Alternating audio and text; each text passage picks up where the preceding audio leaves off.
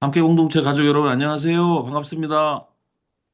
안녕하세요. 안녕하세요. 안녕하세요. 안녕하세요. 반갑습니다. 네, 인사할 때는 음소거 버튼 한 번씩 켜주시고요. 그리고 강의를 들으실 때는 음소거 버튼을 꺼주시면은 좋을 것 같아요. 그 주변 분들하고 이제 가족들하고 막 얘기를 한다거나 밖에서 소음 같은 게 들어올 수 있으니까요. 그 음소거 버튼을 주의하셔가지고 함께 해주시면 좋겠습니다. 시간이 이제 거의 돼가고 있는데요. 아, 바로 시작을 할 수 있도록 하겠습니다. 찾아오시느라고 너무 수고하셨고요. 또 오늘부터 어, 함께 성도 7주간의 여정이 시작이 됩니다. 함께 성도, 함께 성서 좀 헷갈리시죠? 어, 작년부터 이런 그 프로그램을 저희가 주중 모임으로 이제 만들어서 진행을 하고 있는데요. 함께 성서는 봄과 가을에 12주에서 15주 정도 함께 성경 공부하는 시간을 흩어져서 우리가 함께 하고 있고요. 또 여름 방학 또 겨울 방학 이렇게 날씨가 좀 춥거나 더울 때 이 계절에는 주로 온라인으로 이렇게 함께 같이 모여서 함께 성도라는 이름으로 함께 이 성경과 또 삶의 어떤 그 실천적인 영역들 또 조금은 더 신학적인 부분들 또 함께 공부할 수 있는 그런 시간을 가져보려고 합니다. 그래서 함께 성서, 함께 성도가 번갈아서 어, 신앙과 삶의 이런 스토리로 이렇게 함께 이어가려고 하거든요. 예, 아직 음소거 버튼을 안 누르신 분들은 한 번씩 더씩 눌러주시고요. 예, 그렇게 이제 에, 함께 공동체 1년이 그렇게 진행이 되겠습니다. 오늘은 보이잖아. 여러분들 그 음소거 버튼 한 번씩 눌러주시면 좋을 것 같고요. 인사하실 분들은 한번 켜시고 인사해 주셔도 괜찮겠습니다. 네, 이제 시간이 다 되어서 아, 진행을 좀 해보도록 하겠습니다. 여러분 반갑습니다. 저는 이길승 목사입니다. 7, 8월 함께 이렇게 할 수 있게 돼서 너무 기쁘게 생각합니다. 함께 성도 어, 라는 이름으로 이제 7주간의 또 공부를 함께 하도록 하겠습니다. 먼저 우리 이번 2달 동안 7주간의 여정을 먼저 한번 좀 살펴보려고 하는데요. 우리의 일정 다 보이시죠? 에, 여기 일정 한번 좀 보시면요. 1강 김선희 목사님 성도와 서사, 2강 오선미 집사님 성도와 마음, 3강 권지성 전사님 성도와 사랑. 예, 아주 심한 사랑이에요. 그리고 4강 이소라 집사님 성도와 죽음. 그리고 7월 31일하고 8월 6일 2주간은 휴가철 휴강을 하겠습니다. 그리고 5강 김홍기 집사님 성도와 경제, 또 6강 정윤희 집사님 성도와 경청, 그리고 7강 김기중 목사님 성도와 자연 이렇게 해서 8월 27일 날 마무리하는 걸로 그렇게 준비를 하고 있습니다. 오늘은 1강 첫 번째 시간이죠. 어, 함께하는 교회 2025년 여름 학기 함께 성도가 함께 배워야 할 일상의 직들 첫 번째 시간 우리 김선희 목사님 소개를 하도록 하겠습니다. 큰 박수로 환영해 주세요. 안녕하세요. 반갑습니다. 잘 안녕하세요. 들리세요? 안녕하세요. 네, 네, 잘 들립니다. 아유, 반갑습니다. 후후. 이렇게 줌으로 만나 뵙게 돼서 되게 반갑고요. 사실은 마음 같아서는 정말 현장에서 다 모여서 만나서 뭐 이렇게 하면 좋겠는데, 워낙 다들 일상이 바쁘시니까, 그래서 줌으로라도 이렇게 좀 만날 수 있으면 좋겠다 싶어서 이렇게 할 수 있게 돼서 너무 반갑습니다. 어찌됐건 오늘 제가 첫 시간으로 이제 성도와 서사라는 제목의 이야기를 좀 해보려고 하거든요. 그래서 좀 말씀을 드려보려고 하는데 예, 성도와 서사. 참고로 아마 칠판은 저만 쓰지 않을까 싶습니다. 다른 분들도 하실 수 있으려나? 여튼 성도와 서사이거든요. 성도와 서사. 근데 서사라고 하면 이제 저희가 이 함께 성도로 이게 뭐죠, 그 글자 수를 맞추려다 보니까 이제 서사라고 했는데, 뭐 서사도 맞는 표현이긴 해요. 근데 사실은 스토리입니다. 스토리. 스토리. 스토리인데 제가 개인적으로 스토리를 굉장히 좋아하거든요. 굉장히 좋아하고 스토리텔링도 매우 매우 좋아하고요. 스토리텔링 이제 스토리 얘기해 주는 거죠. 그리고 스토리를 공부하고 연구하는 것도 굉장히 좋아하고 그래서 스토리텔링 수업 같은 것도 많이 들었고 특별히 이 국내에도 스토리텔링에 대한 이야기들이 잘 돼 있지만 외국 같은 경우는 이 스토리텔링이 거의 하나의 분야로 할 정도로 많은 분들이 관심을 갖고 또 연구가 되어지고 있는데 특별히 저도 이제 미국에서 스토리텔링 수업이나 이런 거에 대해서 공부를 조금 했었거든요. 그런데 해보니까 그야말로 스토리가 우리 삶의 거의 전부구나라는 할 정도의 이 깨달음이라 그럴까? 여튼 그런 것을 발견하게 되었습니다. 그래서 여러분과 그 이야기를 해보려고 하는데, 자, 먼저 이제 시작을 해볼게요. 스토리 하면은 여러분이 어떤 스토리 생각나는지 모르겠지만 이런 것부터 생각할 수 있어요. 예를 들면 어릴 때부터 우리는 스토리로 자라납니다. 예를 들어 제가 사실 오늘 줌으로 어떤 분들이 함께 하시는지 정확히 파악이 안 돼서 이 지금 한 37분 저를 포함해서 돼 있는데 그런 거 기억나실 거예요. 옛날에 뭐 호랑이가 담배 피웠을 시절에 이거 호랑이가 흡연하던 시절에 하면서 할머니가 무릎팍에 내가 이제 이렇게 뭐죠 할머니 다리 베게 하고 있으면 막 이야기를 들려줬던 그런 스토리. 그런 것에서부터 출발해서 우리의 삶은 스토리를 갈급하고 스토리를 채워나가는 거라고 해도 과언이 아니에요. 그만큼 스토리가 우리에게 친숙합니다. 여러 장르의 스토리들이 있는데 어떤 사람이 그 얘기 하더라고요. 뭐 그냥 처음 그냥 쉽게 말하면 우리가 아침에 눈을 떠서부터 잠들 때까지 하루에 아침에 눈을 떠서 잠들 때까지 우리가 이 접하게 되는 광고가요. 광고, 애드버타이즈먼트 광고가 5천여 개 정도 된다 그래요. 5천여 개. 대단하지 않습니까? 여러분은 그렇게 생각하실 수 있어요. 아닌데요. 나는 이렇게 텔레비전 광고도 집중해서 본 적이 없고 아니요. 근데 막 이렇게 지나가는 거예요. 수만 가지로 지나갑니다. 그러면서 뭐 예를 들어 제가 하나만 말씀드리면 제 앞에 이 뭐 달력이 하나 있는데요. 뭐 달력을 보여드리진 않겠지만 이 달력도 보면은 거기서 온 거예요. 그 뭐죠? 그 자동차 딜러분이 보내주신 여기 딱 적혀 있어요. 딱 적혀 있고 쇼핑백도 제가 여기 지금 여기 하나 있는데 이것도 한의원 쇼핑백이 제가 지금 하나 있고 아마 여러분도 지금 있는 그곳에서 한번 이렇게 둘러보세요. 이렇게 둘러보시면 무언가가 광고가 있어요. 그 광고는 다 뭐냐 결국은 스토리입니다. 스토리. 광고가 어떻게 스토리가 되는지는 또 나중에 또 설명을 드려보도록 하겠습니다. 근데 광고만 해도 어마어마하게 저희가 스토리가 많고요. 그뿐만 아니라 컨텐츠로서의 스토리도 어마어마하게 봅니다. 드라마, 엄청 드라마 보죠. 그리고 영화, 그리고 제가 어제는 이제 한화 이글스 경기를 보러 갔거든요. 한화 이글스 경기를 보러 갔는데 한화 이글스 경기도 스토리죠. 하나의 그 게임 경기장의 그 스토리를 보기 위해서 이제 17,000명이 매진이 됐다고 그러더라고요. 17,000명이 모여서 그 스토리를 보고 있는 거예요.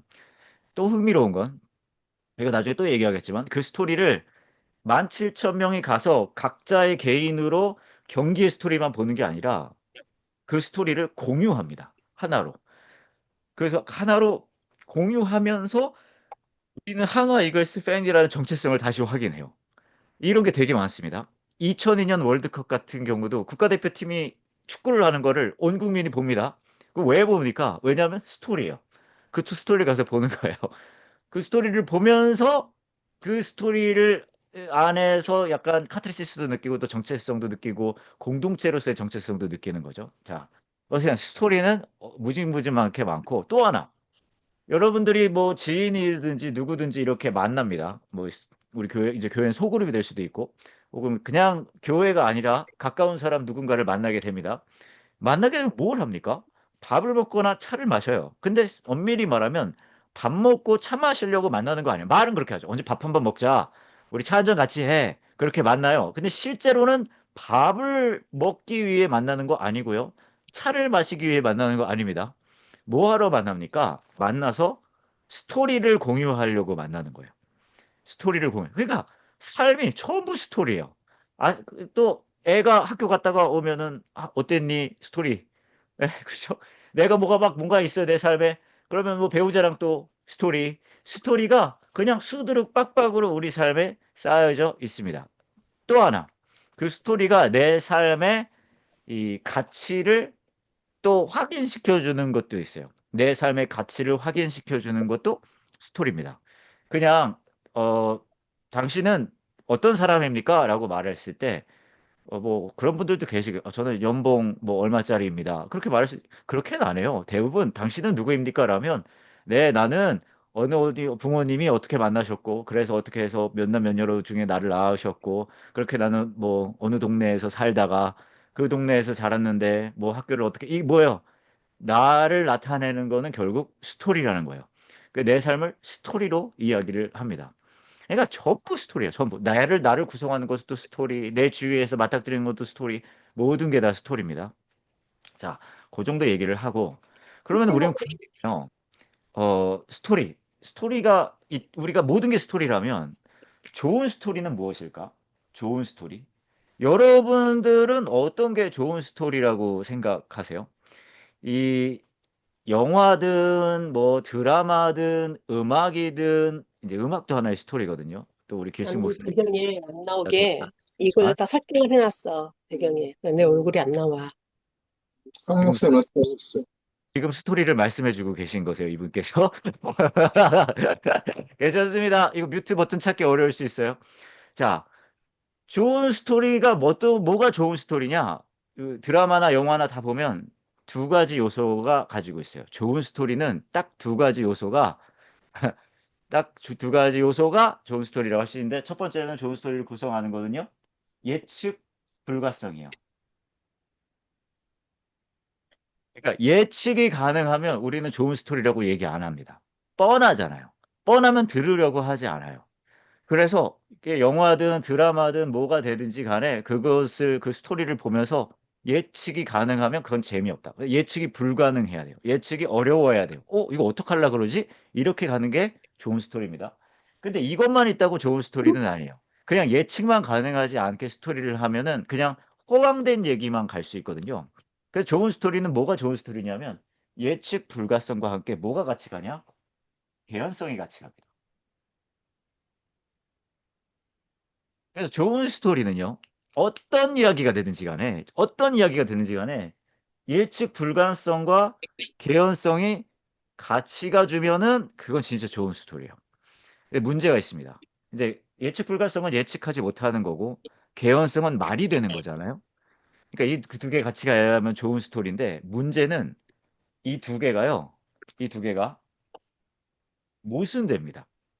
왜냐하면 예측이 불가능하다는 건 예측이 어렵다는 거는 그만큼 말이 안 된다는 거거든요. 그러니까 말이 안 돼야 개연성이 떨어져야 예측 불가능해지는 거예요. 반대로 예측이 불가능해진다는 말은 무슨 말입니까? 개연성을 만들기가 어렵다는 거예요. 그러니까 이 두 가지 개념은 예측 불가성과 개연성이 같이 가기가 어려워요. 왜요? 모순되는 개념이에요. 모순되는. 같이 못 가는 거예요. 그런데 좋은 스토리는 이 두 가지를요, 기깔나겠습니다. 이 두 가지가 예측 불가성이 최대화되면서 개연성도 최대화되고 그러면서 이게 따다다닥 맞아 들어갈 때 우리는요, 그 스토리에서 강력한 카타르시스를 느껴요. 그러면 와 이렇게 되는 거예요. 그래서 여러분이 보는 뭐 드라마 같은 거를 얘기를 할 때 그렇게 얘기할 수 있어요. 예측 불가성은 떡밥 투하라고 해요. 떡밥 투하. 들어보셨는지 모르겠는데 떡밥을 막 던지는 거예요. 처음에 막 이야기가 진행될 때 이거 어떻게 갈라 그러지?" 하고 막 그런 것들을 여기저기다 막 뿌려 놓습니다. 그러면 그 보는 사람들은 스토리를 보면서 궁금해하면 '이거 어떻게 하려 그래?' 궁금해하고 따라가요. 그럴 때 인제 드라마가 마침 쫙 전개가 되면서 기승전결 쫙 가면서 개연성이 따다다닥 맞아들어가면 그 드라마를 보면서 '와 웰 메이드다. 정말 잘 만들었다.' 그렇게 말하는 거예요. 근데 이거 막 뿌려 놓는데 개연성이 떨어지면 떡밥 수거를 못 했다고 합니다. 드라마나 영화나 그런 거 보면 "떡밥 수거를 제대로 못 했다." 그런 얘기를 많이 하죠. 이런 것도 그런 것도 있어요. 스탠드업 코미디 같은 경우도 제가 이제 스탠드업 코미디언 아니겠습니까? 너무 어려운 학문이다 보니까 여러분 어려우실까 봐 너무 디테일하게는 안 가겠지만 스탠드업 코미디어도 이런 게 있어요. 처음에 이야기할 때 약간 예측 불가능하게 말을 해야 돼요. 그러다가 펀치라인이란 거를 빵 날리면서 개연성이 빠바박 생기면서 빵 터지는 거예요. 예를 들어 이제 제가 스탠드업 코미디 할 때 시작할 때 한 농담입니다, 여러분. 제 뭐 정치적인 거나 그런 거 없어요. 그냥 농담, 웃자가 하는 얘기예요. 예, 오해하지 마세요. 예, 코미디입니다. 웃자고 하는 얘기예요. 이런 얘기를 이제 제가 코미디를 할 때 시작을 하거든요. 스탠드업 코미디를 할 때. 나는 한국에서 중학교 마치고 미국에 왔어. 이렇게 얘기해요. 이게 첫 번째 한 줄이에요.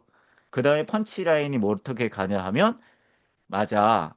아주 오래전 트럼프 대통령 이전에는 이민자 같은 것들이 존재했었어. 알아요? 재미없죠? 이거 한국 분들이 재미없는 거예요. 이거 미국에는 빵 터졌어요. 예? 여러분, 근데 이게 왜 그러냐? 트럼프 대통령 하고 이민자 이런 게 예측 불가성 속에 펀치라인이 개연성을 주면서 빠바방 터지는 거예요. 이해하셨어요? 그러면 스토리가 확 하고 오는 거예요. 확 하고. 제가 사랑하는 우리 길승 목사님 노래 중에 철수 엄마라는 노래가 있습니다. 매우 제가 사랑하는 노래입니다. 모르시는 분도 있으실 수 있겠지만 내용이 이래요. 그 뭐죠? 이 해녀를 제주도에 해녀 어머니가 계신데 글을 몰라요. 근데 이제 철수가 아들인 철수가 그림을 그려가면서 한글을 가르쳐 주는 거예요. 그러면 이 스토리가 도대체 어떻게 갈까? 막 그렇게 가는 거예요. 근데 펀치라인이 빵 옵니다. 펀치라인이 뭐냐 하면 노래는 스포일러가 없어요. 한번 들어보세요. 철수 엄마 명곡입니다. 어떻게 가냐? 철수가 마음이 아파 울어요. 우린 무슨 생각하냐 하면 애가 엄마가 한글을 잘 못 배워서 우나? 근데 철수는 왜 우냐? 사랑이라는 거를 가르쳐 주고 싶은데 말을 그거를 못 가르쳐 주니까 우는 거예요. 그러니까 뭐예요? 그 이야기가 노래의 후반부에 나오면서 개연성이 빠바바박 생기는 거예요. 그러면서 그 스토리가 확 와닿는 거죠. 이해하셨죠? 그러니까 그런 방식으로 우리는 스토리에 둘러싸여 있고 수많은 스토리에 둘러싸여져 보니까 좋은 스토리를 원해요. 좋은 스토리를 원합니다. 그럼 좋은 스토리는 뭐냐? 여러 가지 얘기할 수 있지만 언제나 좋은 스토리는 이 두 가지를 다 가지고 있는 거예요. 예측 불가성과 개연성을 다 가지고 있는 게 좋은 스토리입니다. 더 나아가서 예측 불가성이 막 강해지다가 개연성이 같이 폭발해주면 그게 우리에게는 스토리의 카타르시스로 빵 오는 거예요. 자, 이해하셨죠? 그래서 여러분들이 영화나 드라마나 그런 것, 나는 좋은 컨텐츠, 좋은 스토리를 찾아야 할 때는 언제나 이런 것들을 찾습니다. 자, 이 이야기를 제가 말씀드리는 이유가 뭐냐? 우리가 이제 성도와 서사라고 말씀드렸잖아요. 성도와 서사. 성도와 서사라고 말씀을 드렸는데 성경도 이래요. 성경은 정말 좋은 스토리 책이거든요. 좋은 스토리의 책입니다. 왜 그러냐? 성경은 이 두 가지를 다 가지고 있어요. 다 가지고 있어요. 제가 조금 안타까운 건, 저는 이제 스토리텔러로서 저희 쪽에 교계라고 하죠. 교계에 우리가 너무 이 예측 불가성과 개연성을 가지고 있는 드라마틱한 스토리가 되어 있는 성경을 이걸 다 죽여가면서 가르치는 것 같아서 저는 그게 좀 마음이 많이 아파요. 예를 들어, 이거 뭐 성경의 모든 얘기가 이 얘기예요. 이거면 저기 탕자의 비유 유명한 얘기잖아요. 참고로 오늘도 저는 파운드 티셔츠를 입었습니다, 여러분. 어찌됐건 탕자의 비유 우리 너무 잘 아니까 그냥 별거 아닌 스토리라고 생각하지만 이거 진짜 어마어마한 스토리입니다. 탕자의 비유 잘 보면요. 애가 집을 나갑니다. 그럼 예측 불가한 상황이 벌써 벌어지는 거예요. 이거 어떻게 될까? 그러면서 이거 뭘 예측하냐면 얘가 나중에 벌을 받을 걸 예측해요. 얘가 재산 받아가지고 뭐 그런 얘기 많이 하잖아요. 아버지한테 미리 재산을 달라고 하는 건 아버지가 죽는 게 나아요 하고 다름없다. 그런 정도의 이야기다. 그러니까 이거 상태가 굉장히 안 좋아진 상황인 거예요. 그러면 이 아들은 이 독자들은 이 이야기를 듣는 사람들은 이 스토리를 쫓아가는 사람들은 걔가 그렇게 집을 나갔다면 우린 뭘 예측하냐 하면은 얘는 이제 두드려 맞아야 된다. 혼나야 된다. 이걸 예측하는 거예요. 이야기를 들으면서. 그런데 어떤 일이 벌어지나요? 안 혼나요. 그리고 대신 어떻게 돼? 아버지가 뛰어나갑니다. 그리고 아버지가 안아주고 막 해요. 그러면서 예측 불가한 상황이 클라이막스로 갑니다. 그런데 개연성도 같이 가요. 클라이막스로. 개연성은 뭐냐? 아빠니까. 아빠니까라는 것이 딱 개연성이 빡 가면서 이게 빵 터지는 거예요. 그러면서 그 스토리가 강력하게 다가오는 거죠. 근데 이 탕자의 비유의 스토리가 더 흥미로운 건 거기서 끝나지 않는다는 거예요. 그러면은 집 나간 애한테가 용서받은 이야기인가라고 해서 끝나는 게 아니라 실제로는 이 이야기는 누구에 대한 이야기냐면 집에 있던 형 같은 사람들 들으라는 얘기를. 그러니까 이야기가 이중으로 예측 불가가 들어가 있는 거예요, 사실은. 왜냐면 형 같은 경우는 집에서 말 잘 듣고 잘 있었으니까 얘는 칭찬받아야 되는 거 아니야? 근데 그게 예측 불가의 상황으로 가는 거예요. 얘가 되려 빌런이 됩니다. 그런데 거기서 뭐라 그러나요? 개연성이 빡 생기죠. 뭐야? 똑같은 아버지의 마음인 거예요. 야, 잃었던 아들을 찾았고 내가 가진 게 다 네 거 아니니? 라면서 개연성이 클라이막스로 가면서 그 스토리가 빵 터지는 거예요. 알아요. 여러분 제가 이렇게까지 설명해도 탕자의 뷰 그렇게 와닿지 않으실 수 있어요. 근데 그건 우리가 너무 많이 봐서 그 스토리가 가지고 있는 그 파워를 우리가 뭐랄까 너무 익숙해져 버린 건데 이야기 그 탕자의 비 이야기 자체가 가지고 있는 예측 불가능성과 개연성이 어마어마해요. 성경에는 이런 내용들 투성입니다. 전체적인 것도 그래요. 예를 들어 구원사도 마찬가지입니다. 어, 예측 불가적으로 가요. 어디로 갑니까? 인류를 구하러 온 구원자가 모두에게 환영을 받으면서 이 땅을 다스려야 되는데 그런 일이 일어나지 않죠. 계속 고통당하고 저항당하고 그러면서 예수님의 이 땅에서의 삶은 점점 예측 불가적으로 갑니다. 복음서를 보시면서 예수님의 삶을 보면서 우리는 그 예측 불가성을 느껴야 돼요. 점점 이거 이상하게 간다. 이분은 본인이 누군지를 알리면 알릴수록 본인 누군지를 선포하면 선포할수록 더 사람들이 저항을 하고 죽이려고 그러고 막 간다.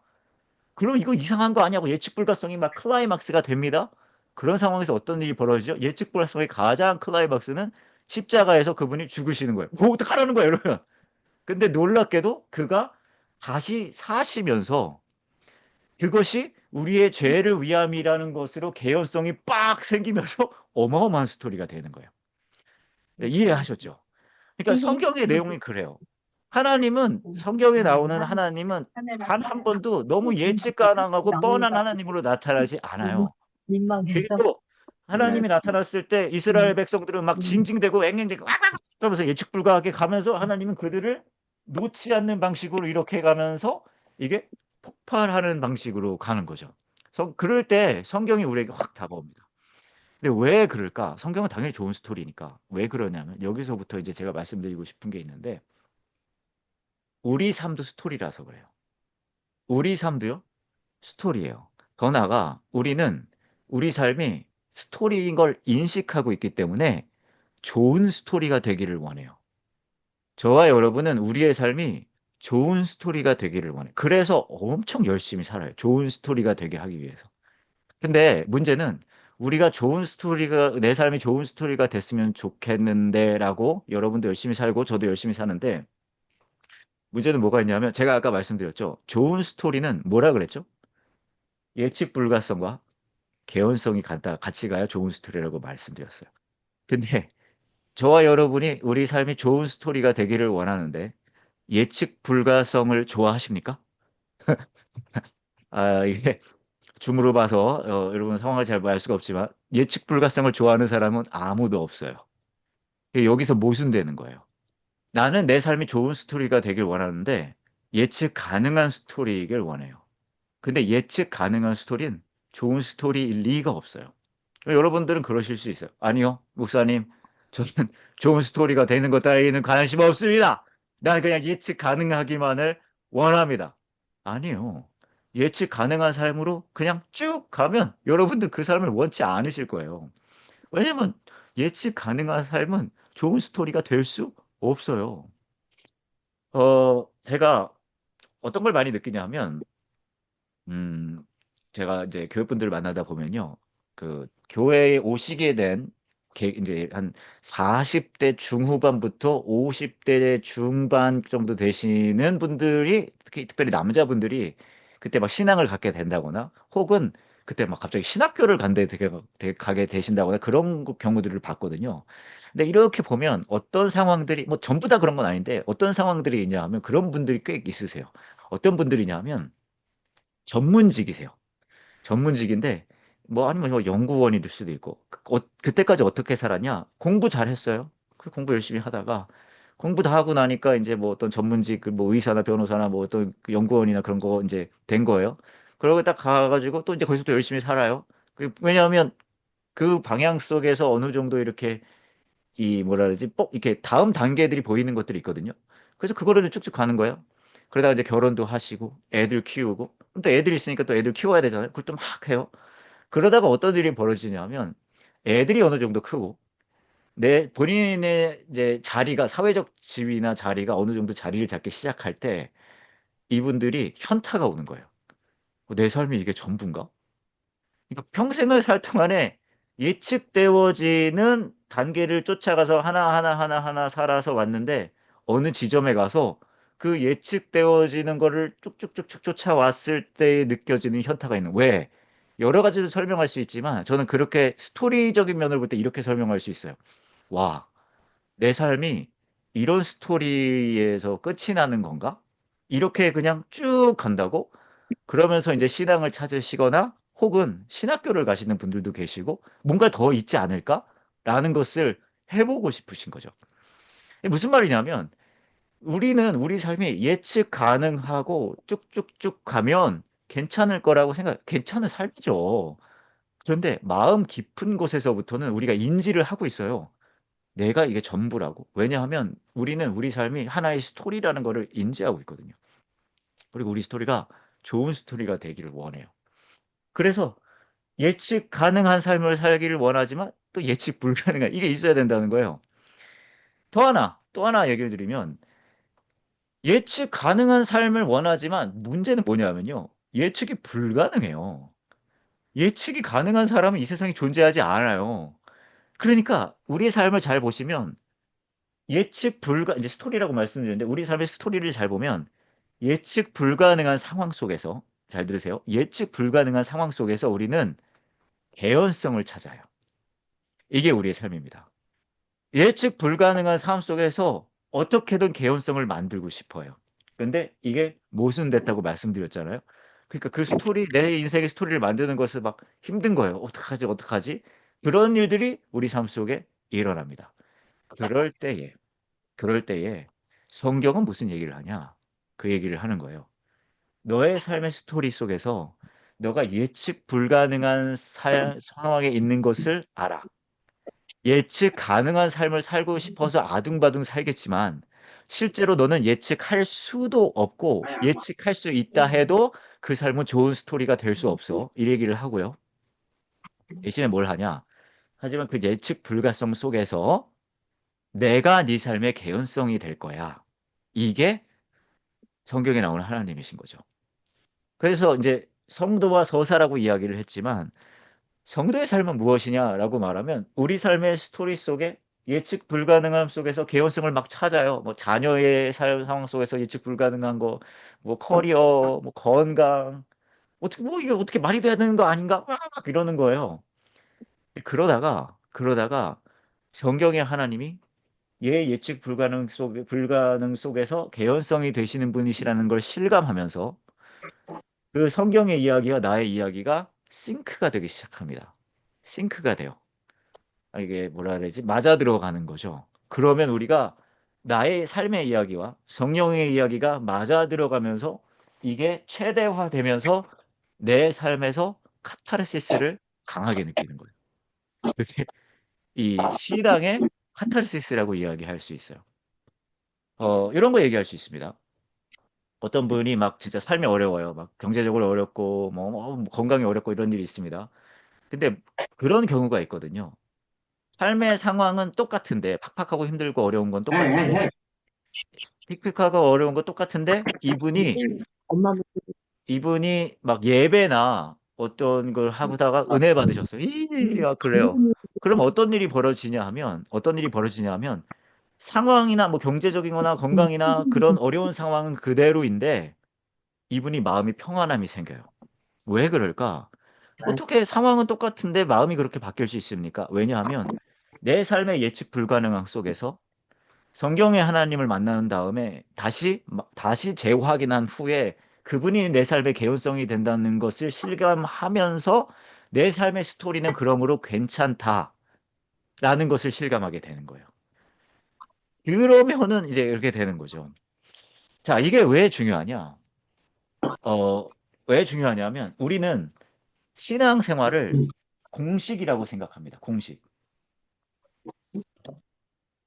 공식이라고 생각해요.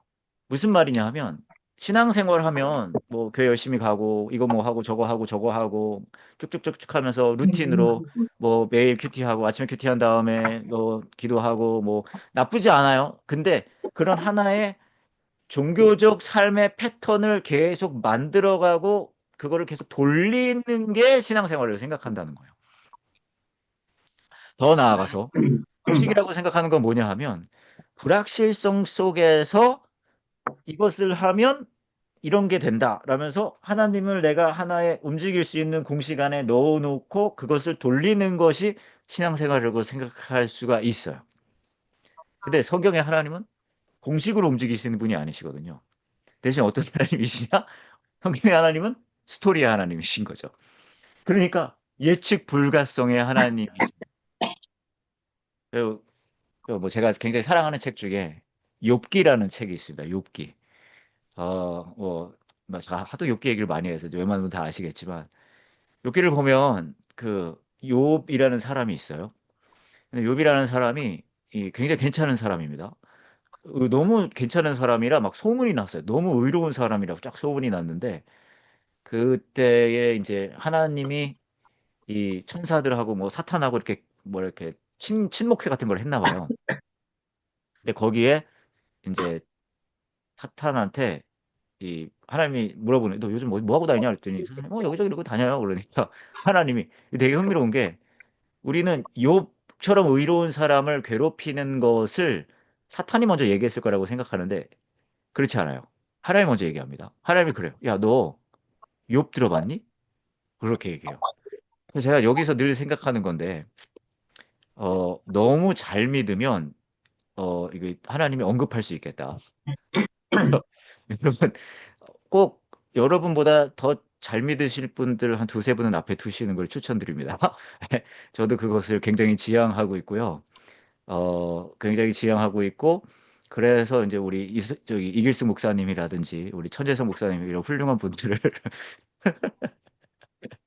어찌됐건 여러분 그렇게 얘기해요. 야, 너 욥 들어봤니? 그랬더니 그 사탄이 그러는 거예요. 아, 그거야 하나님이 네. 돌봐주셔서 그런 거 아닙니까? 그렇게 하면은 어떤 일이 벌어집니까? 그러니까 이제 뭐죠? 그 사탄이 이제 욥을 몇 번 털어요. 근데 저는 이 이야기가 매력적인 게 욥기가 한 42장 정도 되는데 어 쭉 그 두 번 털리는 건 앞에 두 장이면 끝나거든요. 근데 그 남은 분량을 욥은 음, 한 가지를 원해요. 뭘 원하냐? 그러니까 잃어버린 재산이나 건강이나 가족을 다시 달라고 안 합니다. 대신에 욥은 그건 필요 없다. 뭘 원하냐? 욥은 알려달라는 거예요. 뭘 알려달라는 거냐? 내가 왜 이게 왜 나여야 하는지, 내가 왜 고통당해야 하는지를 알려달라고 합니다. 죄송합니다. 지금 화면이 지금 안 나가고 있네요. 다시 갈게요. 아, 소리가 나가고 있는데 죄송합니다. 욥은 알려달라는 거예요. 뭘 알려달라는 거냐? 내가 왜 고통당하는지를 알려만 주면 된다는 거예요. 굳이 자, 다시 돌아왔습니다. 굳이 물론 다시 돌려주면 좋겠지만 욥이 원한 것은 내 개연성을 알려달라는 거예요. 개연성을. 근데 끝까지 안 알려줘요. 끝까지 안 알려주고요. 대신 뭘 하냐 하면은 갑자기 마지막에 등장해서 내가 하나님이야라고 얘기하시는 거예요. 그러니까 너가 고통을 당하는 것에 그 모든 예측 불가성의 개연성이 하나님 그분이 자체가 된다는 것을 보여주는 거죠. 그러면서 스토리가 빵 터지는 거예요. 제가 이 말씀을 드리는 이유는 저희는 이걸로 시작할 수 있다고 생각해요. 우리 하나님 도와주셔야죠. 이렇게 내가 열심히 하나님 섬기고 또 하나님 말씀 열심히 들었고 내가 이렇게 믿음 안에서 거하려고 애를 썼다면 하나님께서 애써 주셔야죠. 저는 누구나 그렇게 시작할 수 있다고 생각합니다. 근데 그러면서 예를 들어 이제 기도의 과정 속에 신앙의 과정, 여정의 과정 속에 우리가 뭘 만나냐 하면 공식의 하나님이 아니라 여전히 내 공식 안에서는 거하지 않으시지만 불확실성 속에서 내 삶의 스토리로 만나는 그 하나님을 만나게 되는 거예요. 그러니까 그 스토리로 만나는 하나님을 만나게 되면서 내 삶의 고백이 내 삶 속에 개연성이 되시는 분이 하나님이시구나라는 것을 고백할 수 있다는 거죠. 근데 그걸 어떻게 믿습니까? 그 믿을 수 있는 말이 이게 쉽지 그렇지 않습니까? 그래서 아까 말씀드렸던 십자가의 사랑이 이 스토리의 가장 핵심이 돼요. 십자가는 아까 말씀드렸듯이 가장 예측 가능하지 않은 방식으로 예수께서 우리 삶에 가장 강력한 개연성으로 죽으심으로 다시 사심으로 우리 삶에 나타나신 사건이거든요. 십자가의 사건을 보면서 우리는 느끼는 거예요. 그 스토리가 그 십자가의 그 예측 불가의 그 클라이막스와 그 개연성의 클라이막스가 빵 터져버린 그 십자가의 스토리가 내 이야기라면, 와, 그렇다면 내 삶의 예측 불가성 속에서 하나님의 개연성이 되신다는 거 내가 믿을 수 있겠습니다. 이렇게 가는 거거든요. 더 나아가서 내 삶이 그 십자가의 사랑의 예측 불가성과 그 사랑과 부활의 개연성의 내 이야기가 됐을 때 어떤 일이 벌어지냐 하면 이 세상의 예측 불가성은 우리를 흔들 수가 없게 되는 거예요. 왜냐? 왜냐하면 그 십자가의 스토리가 나의 이야기가 되기 때문에 이 세상에서의 예측 불가성은 나에게 내 스토리를 범접할 수 없다는 거죠. 그래서 제가 아까 말씀드렸듯이 내가 처음에 은혜 받았을 때 정말 두려움이 없고 그럴 수 있어요. 왜요? 이것을 강력하게 실감한 사건이거든요. 그렇기 때문에 그래요. 하나 더 말씀드리면 교회는 뭐 하는 사람들이냐? 저는 교회를 여러 가지로 정의를 할 수 있지만 이제 우리가 성도와 서사니까요. 저는 성도 교회를 이렇게 얘기할 수 있을 것 같아요. 우리는 저와 여러분은 특별히 이 지금 이 줌 성경 공부 모임은 가까운 교회 분들도 계시고요. 함께하는 교회 분들, 보리떡 교회 분, 여러 교회 분들이 지금 보고 계시거든요. 생각해 보면 한 번도 만나보지 못한 분들도 아마 지금 여기 지금 현재 42분이신데 42분 중에 한 번도 만나보지도 못하고 얘기 한 번 못 해본 분들이 아마 여기 다 지금 보고 계실 거예요. 심지어는 지난 월요일, 그러니까 제가 월요일 날 요즘에 대학로에서 같이 하고 있는 먼데 이 교회 분들 중에서도 이거 보고 있는 걸로 알고 있거든요. 그러니까 한 번도 만나보지도 못한 이 사람들이 어떻게 교회라고 할 수 있을까? 왜냐하면 교회는 이렇게 정의하시기 때문이에요. 우리는 스토리를 공유하는 사람들이에요. 스토리를 공유하는 사람. 어떤 스토리입니까? 아까 말씀드렸듯이 십자가의 사랑으로 자, 소품 등장합니다. 자, 유튜브 느낌으로 십자가의 사랑으로 십자가의 사랑으로 드러난 하나님의 나를 향한 불확실성 속에 그분이 개연성 되어 예수 그리스도가 개연성 되어 주신 그 스토리를 공유하는 사람들인 거예요. 그러니까 배경이 다르고 환경이 다르고 성품이 다르고 기질이 다르고 스타일이 다르더라도 우리는 그 스토리를 공유함을 통해서 우리의 정체성을 확인해요. 제가 이거를 어제 한화 이글스 야구를 보러 다시 깨달았습니다.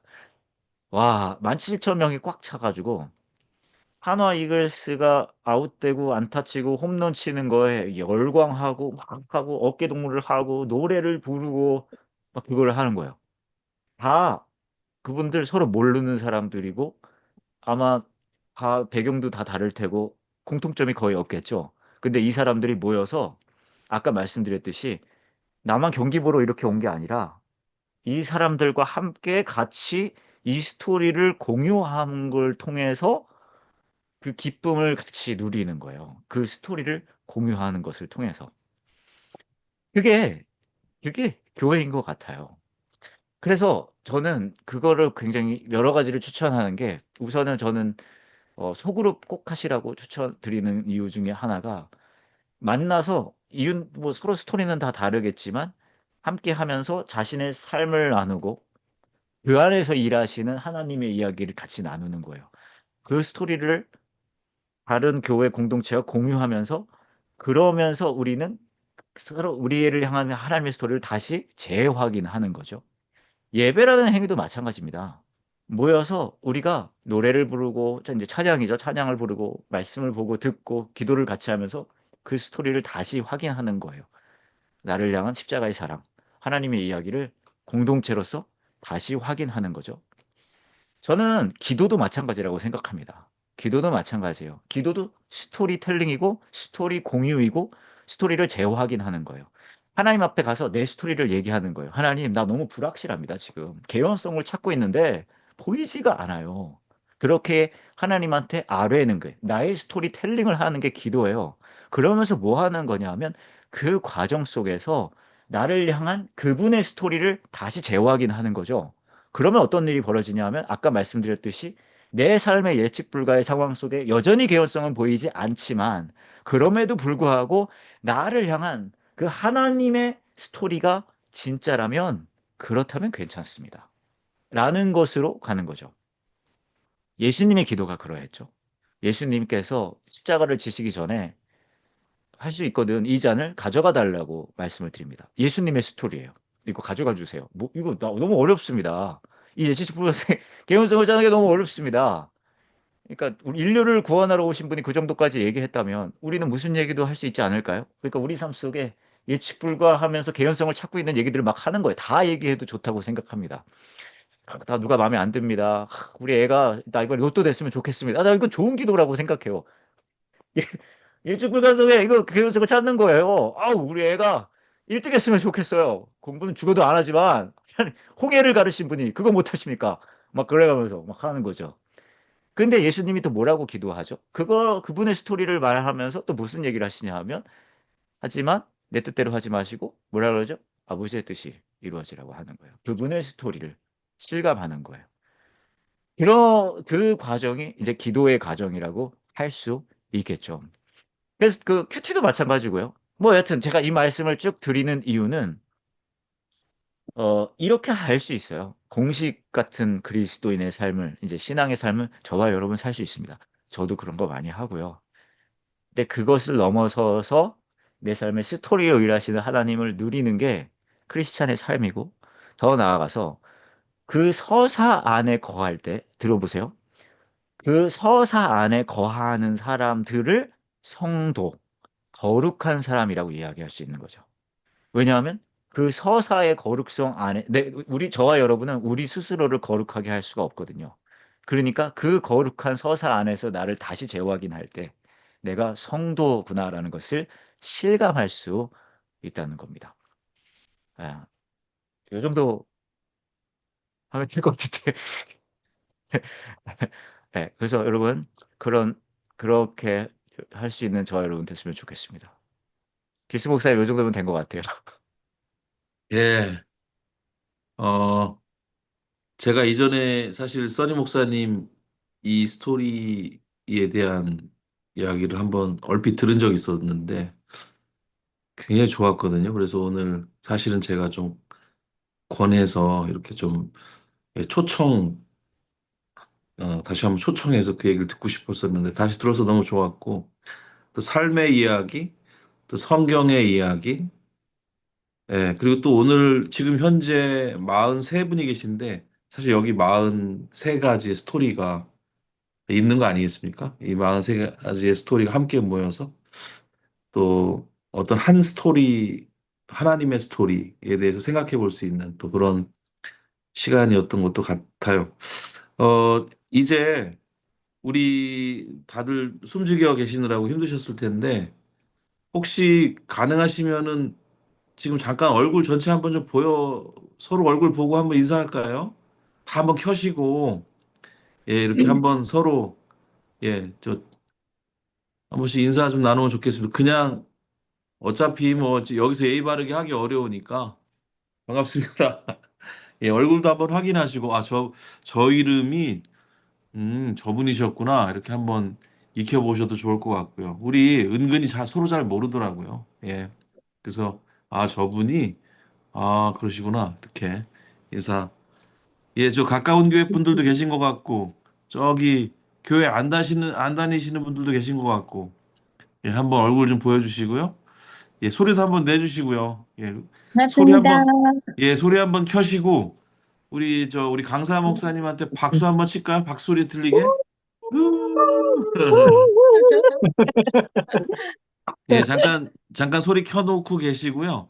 혹시 여러분 오늘 강의 들으시면서, 아, 이 부분 참 내가 생각하지 못했는데, 요거 참 좋았다라는 얘기가 있다거나, 아니면 뭐 줌이라서 조금 원활하진 않겠지만, 혹시 뭐 질문 같은 게 있다던가, 그런 게 있으시면 간단하게 누가 좀, 예, 한두 분 좀 말씀해 주실 기회를 드릴게요. 어느 분이, 어? 당첨. 혹시 없으세요? 있어요. 네, 어디 계십니까? 어디 계신가요? 네. 네. 우리 이렇게 보면, 선생님이 봐. 응. 다 보여. 아, 질문인 줄 알았는데 그냥 잡담을 어, 나누시는 거였던 것 같은데요. 네. 답답.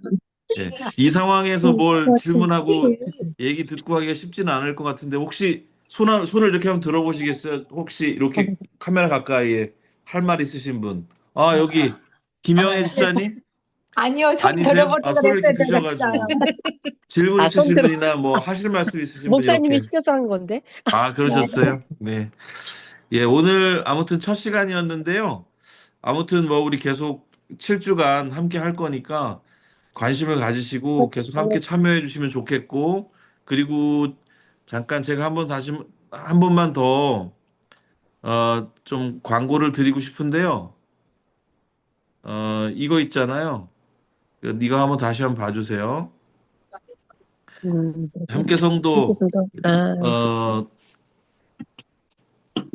우리의 일정을 한번 다시 한번 보시면 좋겠어요. 좀 늦게 들어오신 분들도 계시니까. 오늘 김선희 목사님 성도와 서사 이야기에 대해서 나누어 주셨고요. 또 다음 주 이 시간에는 오선미 집사님의 성도와 마음, 예, 우리 마음을 좀 들여다보는 시간, 어떤 이야기가 좀 나누어질지 기대가 되는데요.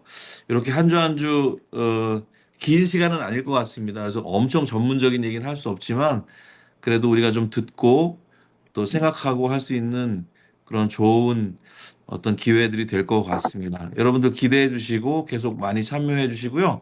8시 되기 10분 전쯤에 오늘처럼 또 문자로 또 우리 단톡방에 링크 이렇게 드릴 테니까 그리고 링크 주소가 바뀌진 않습니다. 그러니까 혹시 깜빡하셨어도 그냥 들어오시면 다시 참여하실 수가 있겠어요.